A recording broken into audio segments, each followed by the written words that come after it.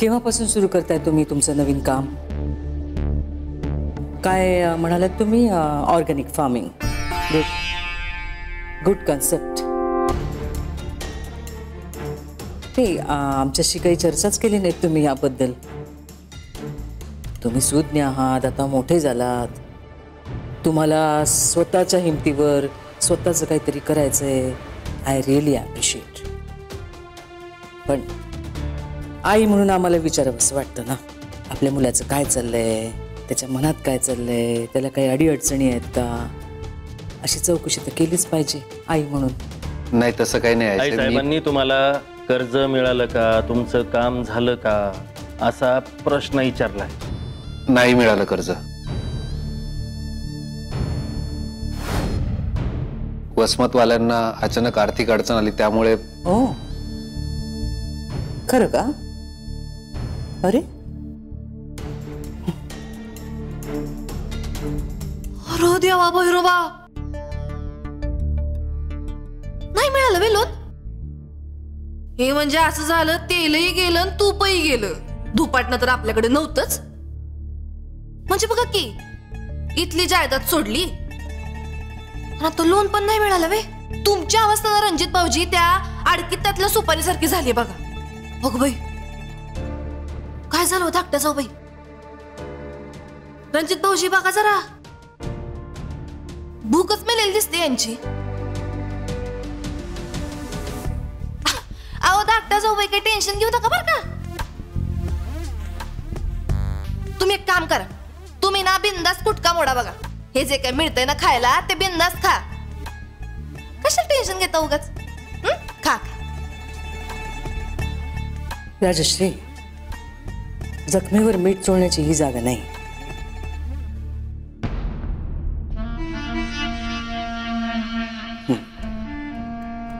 रणजितराव, कर्ज मिळालं नाही हरकत नाही. तुम्ही पराभवाने खचून जाऊ नका. आयुष्यात काही गणित चुकतात, बेरजा वजाबाक्या यांचे घोळ होतात, पण आपण खचायचं नाही. We must fight.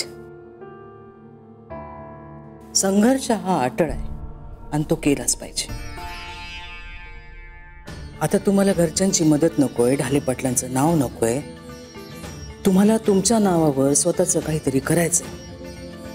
I appreciate. Thank you आई साहेब. आम्ही काय करू शकतो? आम्ही फक्त आशीर्वाद देऊ शकतो.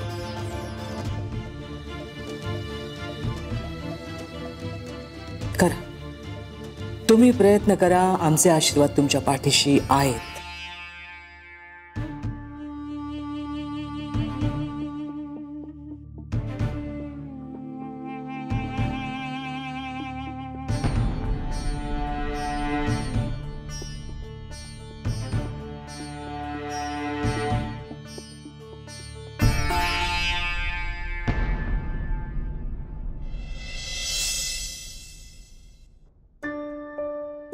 दमलीस, पण वॉर्मअपने फरक पडतोय ना.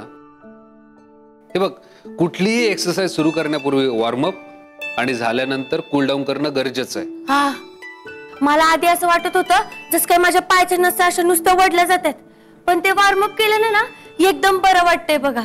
तुम्हाला सांगू का, मी ना शाळेत असताना अशी नुसतीच पळायची. आम्हाला कोणी ट्रेनर बिनर नव्हतं ना, पण आता तुमच्या सोबत आल्यामुळे मला कळतंय कसा व्यायाम केला पाहिजे, किती वेळ केला पाहिजे. हे असं ट्रेनर नसल्याने ना लय टॅलेंट वाया जात आहे आपल्या देशातलं. तुम्हाला सांगू का, साजरीताई असली भारी कबड्डी खेळायची ना, एकदा सर्व्हिस टाकली की नाही की 7 जणांना ओढून आणायची. पण तिला पण असं कोणी दिशा दाखवणार नव्हतंच ना. आम्हाला ना कधी कळलंच नाही बघा की या असल्या गोष्टींमध्ये पण ना तुमचं करिअर होऊ शकतंय. ते साजरीताईंचं हे हिडन टॅलेंट मला माहित नव्हतं. त्यांनी परत सुरू करायला हवं. हो, आता कुठं, आता थोडी जमतंय तिला. आता तिला येतं पाहिजे ना, आणि तिला कुठं माझ्यासारखं पोलिसात भरती व्हायचंय. त्यात चिमणी ते आहेच म्हणा. पण मी काय म्हणतो, नॉर्मल लोकांनी रोज 40 मिनिटं म्हणजे आठवड्याचे 3.5 तास व्यायाम केलाच पाहिजे. तंदुरुस्त तो मन दुरुस्त. आणि एक्सरसाइज मुळे आपली फिजिकल स्ट्रेंथच नाही तर कॉन्सन्ट्रेशन सुद्धा वाढतं. हा खरे, म्हणजे जेव्हापासून आपण हे सगळं चालू केलंय ना, माझा अभ्यासातला फोकस एकदम वाढलाय बघा. आणि आता ना जर मी सकाळी लवकर नाही उठले ना फक्त असं काहीतरी चुकल्यासारखं वाटत राहतं. That's the spirit. म्हणूनच तुझा आधीच्या तुलनेत आता स्टॅमिना वाढलाय. वाढलाय की नाही? तुम्ही होपफुल आहात की नाही माझ्याबद्दल? 100%. आता तुम्ही बघाच. तुम्ही फक्त मला 15 दिवस द्या, मी 500 मीटर धावून जाते की नाही बघाच. फक्त 500? मग 1000, 2000, 3000 तुम्ही म्हणाल तेवढं हो. हे जर असं चालू राहिलं ना तर पोलिसांकडे नॅशनलच खेळते की नाही बघा. आमीन. आमीन? हा आमीन कोण आहे? तुम्ही सारखं ते आमीन आमीन म्हणत असता. मला तर बया त्याचा अर्थच कळत नाही. अगं आमीन म्हणजे तथाच तू. तुझ्या मनाप्रमाणे उदेत सगळं. असंही होय. बर आता मी पण वापरत जाईल. चालतंय. बरं संजू, महत्वाचं सांगायचं राहिलंय. श्वासांवर नियंत्रण ठेवत जा. हा, मी 2 बीट्स वर इनहेल करते बघा. गुड. बर चल, तुझ्या नादात माझं सगळं राहून जात आहे. तू हो पुढे, मी बॉडी स्ट्रेच करून येतो. हा, मी पण पटपट आवरते आणि अभ्यासाला बसते. ते सकाळी अभ्यास केलेला चांगला असतं ना. आलेच.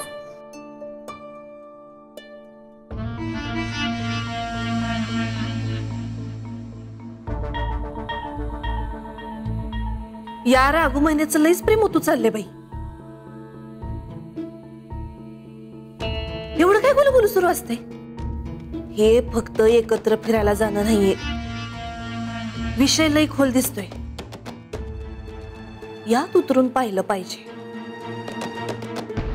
संजू,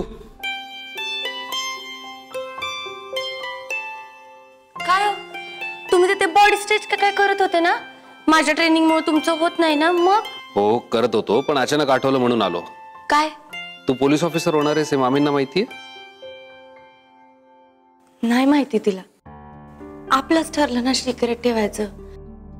फक्त तुम्हाला, मला आणि सुजित भाऊजींनाच माहितीये. सिक्रेट ठेवण्यासारखं काय त्यात? चांगली गोष्ट आहे. 4 चौघात ओरडून सांगितली पाहिजे. लपवायचं कशासाठी? हे बघ, ही लपवा छपी मला पटत नाही मुळात. मला पण नाही आवडत. पण सुजित भाऊजीच म्हणले होते की इतक्यात कुणाला काही सांगू नको. परत कुणाला ते आवडलं नाही आवडलं तर मग उगाच मध्ये समजू शकतो. सुजितचं एका अर्थी बरोबर आहे म्हणा. तुला ग्रॅज्युएशनच्या वेळी किती त्रास सहन करावा लागला याचा अंदाज आहे मला. तू इथे खूप कष्टात होतीस आणि मी तिथे तुला एकटीला सोडून. कष्ट मी काही एकटीच सोसत होते होय? तुम्ही पण तर तिथं कष्टच करत होतात. ते पण एकटे माझ्यामुळं. नाही संजू, विभाताई होत्या म्हणून निभावलं सगळं. मी आलोच, स्ट्रेच करून येतो.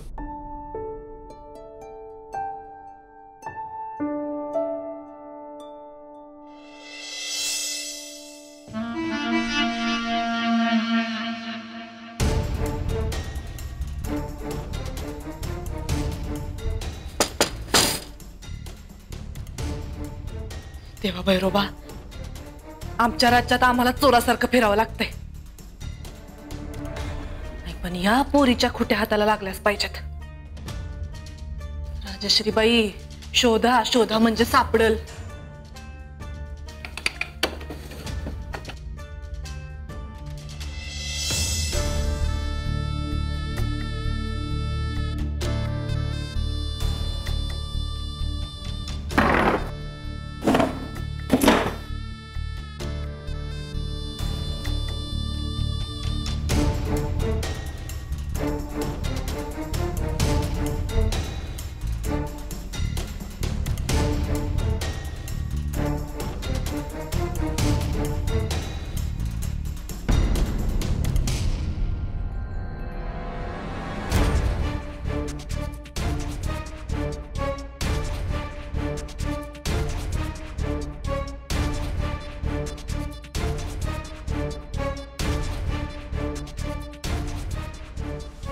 हा सर्वेश आमच्या धाकट्या जाऊबाईंची कामं करतोय. याची डबल ड्युटी लावायला पाहिजे. राजश्रीबाई फोकस.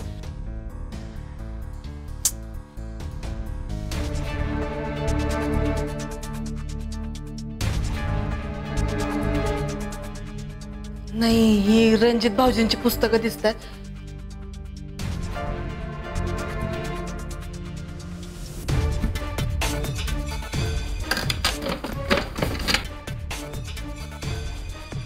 फौजदारी कायदे, महाराष्ट्र पोलीस मार्गदर्शिका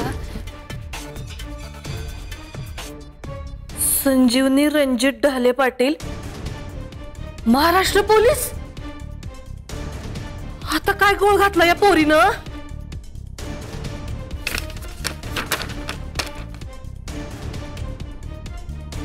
महाराष्ट्र राज्य पोलीस भरती, पोलीस भरती, संजीवनी रणजित ढाले पाटील.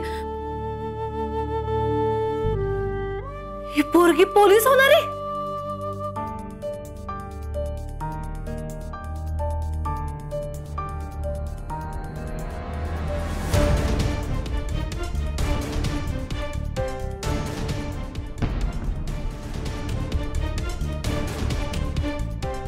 काय चाललंय तुझं? माझं काय चाललंय? अहो तुमचं काय चाललंय? ही माझी खोली आहे. ए, जास्त शांतपणा नाही करायचा. सगळं कळलंय आम्हाला. पोलीस भरतीची परीक्षा देणार आहेस तू? हे बघ, पुरावा आहे आमच्याकडं.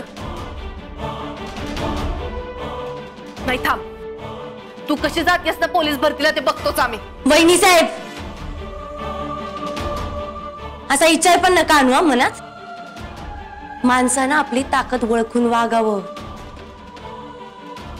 हातावरचा देव जरी आला ना खाली, तरी मला हे करण्यापासून कुणीच थांबवू शकत नाही. देवाची गोष्ट लई लांब राहिली. बघ आता तुझा हिसाब कसा निगेटिव्ह मध्ये नेतो आम्ही.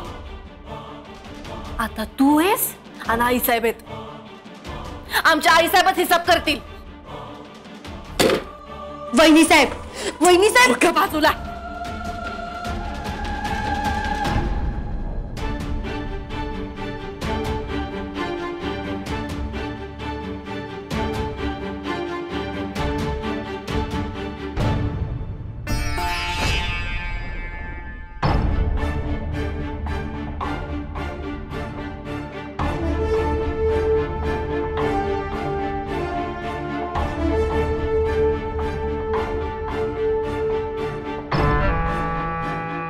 नाही साहेब, निष्पक्ष फैसला व्हावा म्हणून आम्ही राजश्रीला बाहेर पाठवलं. फैसला कसला आहे साहेब? रणजितराव, तुम्ही बायकोच्या इतक्या आहारी जाल असं वाटलं नव्हतं. काय झालंय साहेब? तुम्ही असं राजश्री वहिनीसारखे टोमणे का मारताय? टोमणे? तुम्ही तुमच्या आईसाहेबांशी बोलताय हे विसरू नका. असो, आम्हाला तुमच्याशी काही बोलायचं नाहीये. त्यामुळे तुम्ही या खोलीत थांबलात नाही थांबलात काही फरक पडत नाही.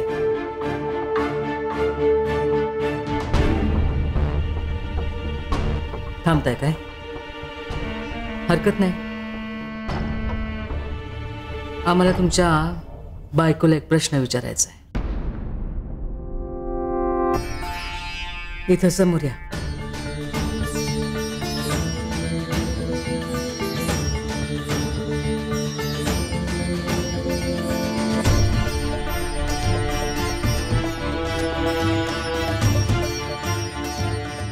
काय चालवलंय तुम्ही? ऐसे पुस्तक वाचणं अभ्यास करणं चुकीचं आहे का? तुम्हाला प्रश्न विचारलेला नाही रणजितराव. आई साहेब, मी पोलीस इन्स्पेक्टर पदासाठी परीक्षा देते. त्याच्या अभ्यासाची पुस्तक आहे ती.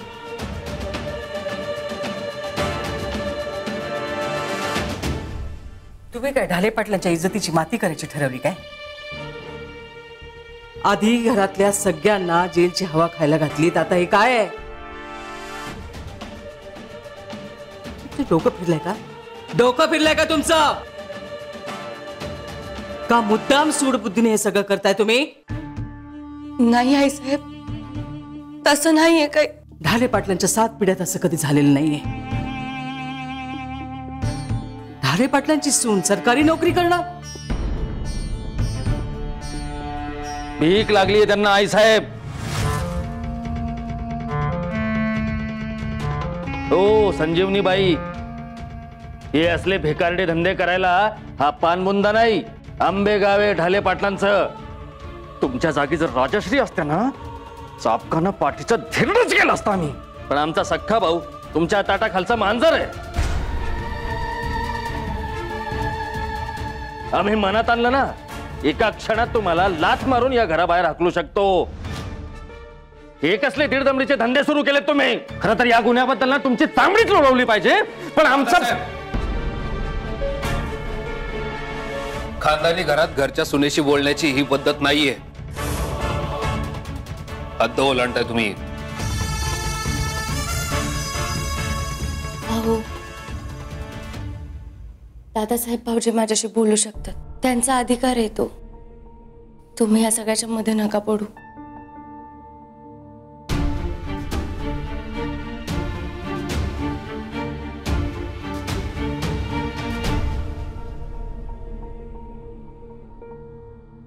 दादासाहेब भाऊजी, चाळे नाही येते. सगळ्यात मोठं स्वप्न आहे माझं,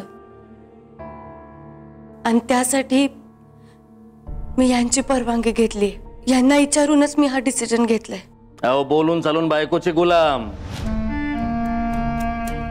त्यांची परवानगी घेणं म्हणजे माझ्यासाठी यांची परवानगी म्हणजे माझ्या गुरुची परवानगी. तुमच्यासाठी तुमचे बाबूजी जितके महत्वाचे असतील ना, त्याच्यापेक्षा कैक पटीने जास्त माझ्यासाठी हे महत्वाचे.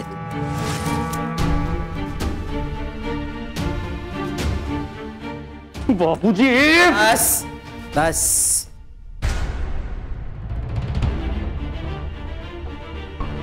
फार बोललात तुम्ही, फार बोललात. तोंड बंद ठेवा.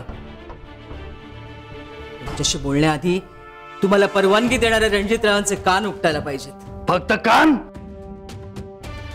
मी तर म्हणतो त्यांची मानच मुरगळायला पाहिजे. या छछोड बाईचं नादा पाहिजे. साहेब, बाई नाही, बायको आहे ती माझी. तिच्याशी असभ्य भाषेत बोलायचं नाही. नाहीतर काय? आधी वर्दीची धमकी दाखवत होता, आता कशाची दाखवणार? या तुमच्या बायकोच्या प्रेमापोटी वर्दी तर गेली, आता मान सुद्धा जाणार. रणजित, दादासाहेब शांत राहा तुम्ही. रणजित, तुम्ही बायकोच्या प्रेमात आंधळे झालात का मती गुंग झालीये तुमची? काही नसताना यांनी अख्खं घर हलवून सोडलं होतं. आता वर्दीचं खोलीत मिळाल्यावर घर पेटवायला निघतील त्या. हाय साहेब, हो तुम्ही असा का विचार करताय? ती स्वतःच्या जीवावर, स्वतःच्या कर्तृत्वावर एक रिस्पेक्टेबल नोकरी करू पाहते. प्रॉब्लेम काय? वा, स्वतः कमवायची लायकी नाही राहिली, आता बायकोला कमवायला पाठवणार. अहो, असं असतं तर आम्हाला सांगायचं ना. महिन्याच्या महिन्याला तोंडावर पैसे फेकून मारले असते तुमच्या. तुमच्याकडून हीच अपेक्षा होती दादासाहेब. ज्याची अक्कल शेण खायला जाते त्याच्या तोंडून अमृताच्या वर्षावाची अपेक्षाच नाही मला. दादासाहेब, आज का बाबूजींनी शिकवलेला संयम? पैसे फुकटच गेले म्हणायचे. दादासाहेब शांत राहा, शांत राहा. रणजित, ही असली बेअदबी या घरात सहन केली जाणार नाही.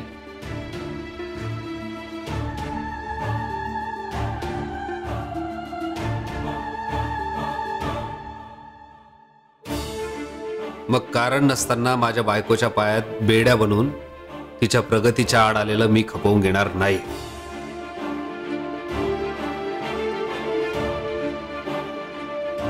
चल संजू.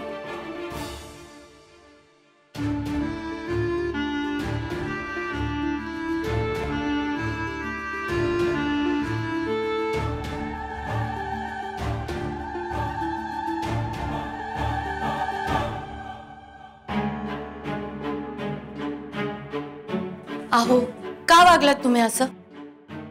ठरलं होतं की नाही आपलं?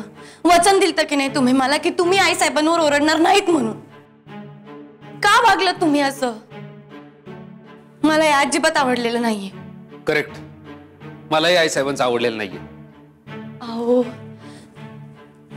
पण त्या जे काही बोलत होत्या ते समजत चुकीचं नव्हतं.